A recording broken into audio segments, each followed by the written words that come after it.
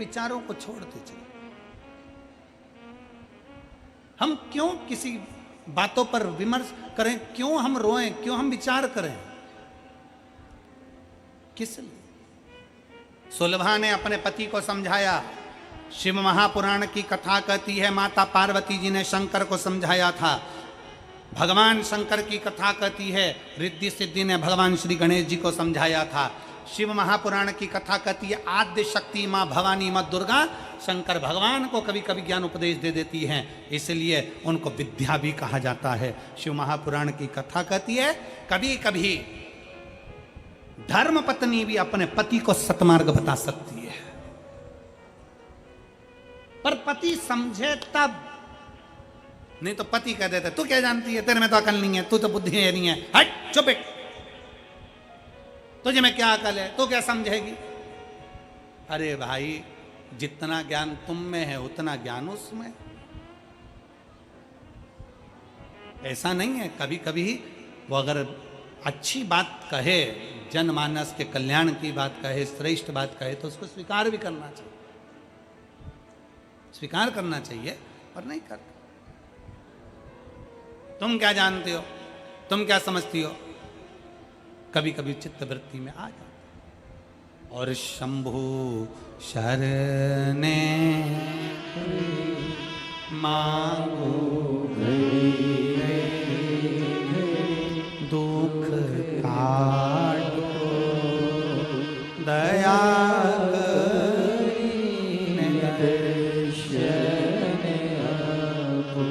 कभी कभी चित्तवृत्ति में ऐसा भाव उत्पन्न हो जाता है, कभी कभी अपनी चित्तवृत्ति में ऐसा विचार उत्पन्न हो जाता है जो विचार श्रेष्ठतम नहीं है।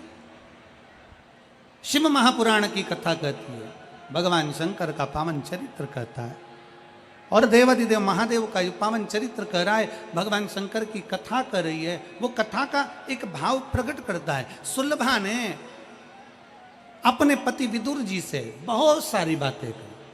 सुलभा ने कहा विदुर जी से, स्वामी तुम इतनी सी बात का क्या विचार करते हो। सुलभा ने कहा, सुलभा तुरंत बोली अपने पति से, इतनी सी बात का क्या विचार करते हो स्वामी, इतनी सी बात आपको सोचना चाहिए।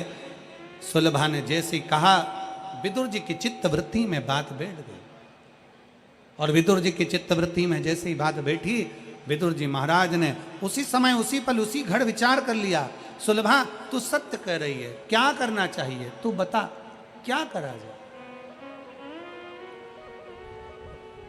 सुलभा ने कहा, स्वामी है स्वामी। सुलभा कहती है अब क्या चाहते हो वो बताओ। विदुर जी ने कहा, सुलभा भगवान द्वारिका के नाथ भगवान कृष्ण की भक्ति मैंने जिंदगी भर करी है, भगवान कृष्ण के आराधना मैंने जीवन भर करा है, भगवान कृष्ण की अविरल भक्ति मैंने जिंदगी भर धारण करी है, मैंने भगवान कृष्ण की अविरल भक्ति को अपने जीवन में उतारा है। सुलभा मैं चाहता हूं कि द्वारकानाथ जब हस्तिनापुर में आए तो मैं चाहता हूं कि मेरे द्वारकानाथ मेरे दरवाजे पर भी पहुंचे, मेरे दरवाजे पर भी। और आप सबने एक पवित्र चरित्र श्रवण करा होगा, पवित्र चरित्र दुर्योधन के मेवा त्यागे, सभी लोग गाइएगा साथ में, दुर्योधन के मेवा त्यागे साग विदुर घर खाई सबसे ऊंची प्रेम सबसे ऊंची प्रेम दुर्योधन के मेवा त्यागे, दुर्योधन मेवा त्यागे साग विदुर। पढ़ लो चाहे कहीं से, सिलेक्शन हुआ यहीं से, यूथ का कॉन्सेप्ट सबसे ऊंची प्रेम सबसे ऊंची एक विश्वास अपने भीतर प्रकट कर कर सुलभा अपने पति से कहती है, मेरा शिव की आराधना करी है मैंने और मेरा विश्वास कहता है भगवान द्वारका नाथ शंकर के भक्त हैं। मेरा विश्वास कहता है शंकर के परम भक्त हैं। देखो 2 दिन की कथा है, आज की कथा थोड़े समय के बाद में विराम हो जाएगी, विश्राम हो जाएगी। एक कल की कथा सुबह 8 बजे से 11 बजे तक हो जाएगी, टीवी पर 1 बजे से 4 बजे तक। बीच बीच में कार्यकर्ता लोग खड़े भी हो जाएंगे, उनको देखकर तुम भी खड़ी हो जाओगी, तुमको देखकर तीसरी खड़ी हो जाएगी, तीसरे को देख के चौथा खड़ा हो जाएगा। तुमको ही नहीं मालूम पड़ेगा खड़े क्यों हुए।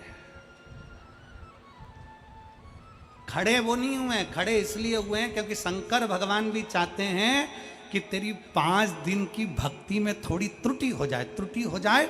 अगर पूरी कथा सही से सुन लेगी तो मुझे झोली भरना पड़ेगा, और अगर कथा में कसर रह गया तो फिर अगली कथा सुनने के लिए जाएगी, तब झोली भरना पड़ेगा। इसलिए सावधान सावधान। कथा सुनने बैठो तो पहले विचार कर कर बैठो कि अरे ये तो सब चिल्लाते रहेंगे, चलता रहेगा। भगवान की कथा सुनना है 5 दिन मन लगाकर, चित्त लगाकर, दिल लगाकर, वृत्ति लगाकर सुन। तुम लोग तो उसमें के हो गए जैसे एक मंदिर में एक पंडित जी आरती करते थे, और मंदिर में पंडित जी आरती करते और उनको आरती के समय पर रोज शंख की ध्वनि आती। उनको लगता कोई शंख बजा रहा है, आरती करते और शंख बजा रहा है। 6 महीने निकल गए पंडित जी की आरती करते, शंख की ध्वनि सुनाई देती। 6 महीने बाद वो शंख बजाने की आवाज पंडित जी को नहीं आई। पंडित जी पूछते पूछते पास वाले गांव में गए कि भैया मैं आरती करता हूं, जब यहां कोई शंख बजाता है। वहीं पे कुमार था, घोट मोट कराया हुआ था गंजी, खूब चिल्ला चिल्ला के रोया, हाय रे मेरा शंकेश्वर मर गया, हाय रे मेरा शंकेश्वर मर गया, हाय रे मेरा शंकेश्वर मर गया। पंडित जी ने पूछा कौन मर गया? कि मेरा शंकेश्वर मर गया। पंडित जी को लगा कोई शंख वाले महाराज थे, वो मर गए बेचारे।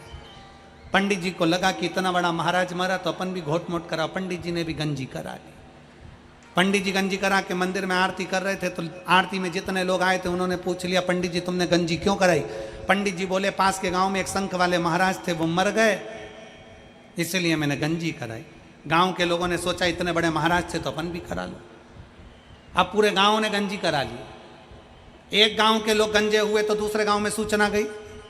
उनने पूछा गंजों से तुमने क्यों गंजी कराई? हमारे गांव के पास गांव के पास गांव में एक शंख वाले महाराज थे, आरती में शंख बजाते थे, मर गए तो गंजी कराई। आसपास के जितने 42-45 गांव थे सब गंजे हो गए। गांव के गंजे इकट्ठे होकर आगरा पहुंच गए, और जैसे ही गांव के गंजे शहर में गए तो वहां गंजे ही गंजे घूम रहे थे। कुछ लोगों ने पूछा तुमने गंजी क्यों कराई? हमारे गांव के पास गांव के पास गांव में शंख वाले महाराज थे, मर गए तो गंजी कराई। मालूम पड़ा आगरा के लोग भी, साथ में शहर के लोग भी गंजी कराना प्रारंभ कर। अब शहर के लोगों ने गंजी कराई तो वहीं के एसपी को मालूम पड़ गया। एसपी ने कलेक्टर से कहा सर बात समझ में नहीं आ रही, पूरे शहर में और गाँव में गंजे दिख रहा है। उन्होंने कहा गंजों को। एसपी कलेक्टर ने गंजों को पकड़वाया। गंजों को पकड़वा के पूछा क्यों तूने गंजी क्यों कराई? उसने कहा मेरे परिवार वालों ने कहा। परिवार वालों को बुलाया, उससे पूछा तूने गंजी क्यों कराई? उसने कहा मेरे गांव के लोगों ने कहा। गांव के लोगों से पूछा तूने गंजी क्यों कराई? तो क्या उसने कहा। उससे पूछा तूने गंजी क्यों कराई? तो क्या पंडित जी ने कहा। पंडित जी से पूछा तूने गंजी क्यों कराई? तो क्या वो कुम्हार ने बोला। कुम्हार के पास गए, तूने गंजी क्यों कराई? तो क्या मेरा एक ही गधा था बेचारा मर गया इसलिए कराई। एक ही था, बस तुम्हारी भी हालत ऐसी है। ऐसी एक खड़ी हुई, वो दूसरी खड़ी। मालूम पड़ा थोड़ी देर बाद इति श्री रेवा खंडे सत्यनारायण कथा समाप्त। थोड़ी देर बाद मालूम पड़ा हुआ क्या था।